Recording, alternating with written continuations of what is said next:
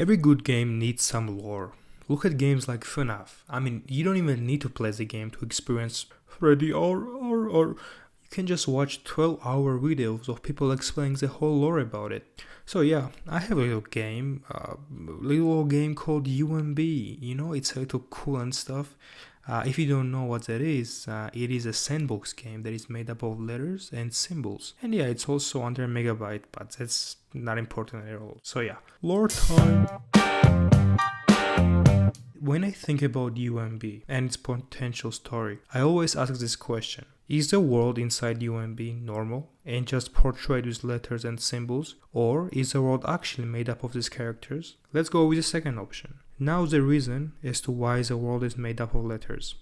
Okay, I think I've got it. So picture this. God is real and he has made a world basically identical to the one where we live in real life. And you know, millennia pass and humans invent a lot of cool stuff.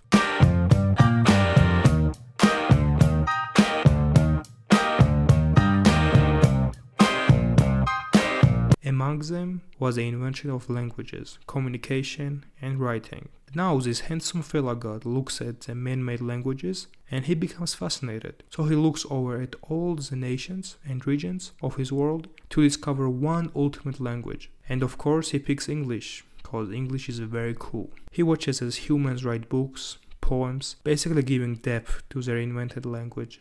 And years pass once again. We go far into the future this time. Humans become so advanced that basically languages become obsolete. Everyone starts wearing these round cylinders on their head, which allows everyone everywhere to send thoughts to each other telepathically. World becomes very quiet and logical, and God becomes very sad. That people aren't writing at all anymore. So he gets an idea. What if I make another world where everything thou shall be made up of characters? Not only because he just likes characters, but rather because of a thought. If the world is made up of letters, then isn't there a chance for right beings or objects to get positioned in a way next to each other that they start resembling something deeper and meaningful, like the countless writings from the first world? So he sculpts a world similar to the first world in thought, but visually totally different. Grass just becomes a singular G, you, a human, become a P, and everything else becomes the first letter of their respective name. At the start, everything remains well.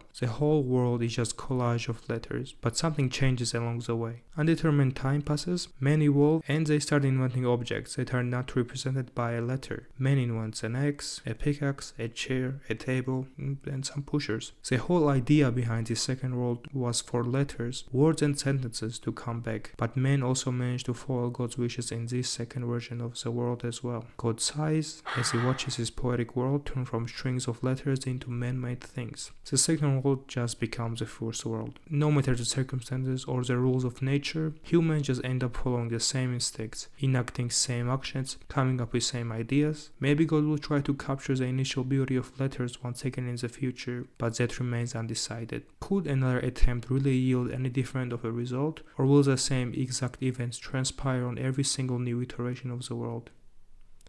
And yeah, that is pretty much it for the lore for now. Thank you so much for watching. I hope you like my lore and let's become the next FNAF. Markiplier. Bye bye. Future me here.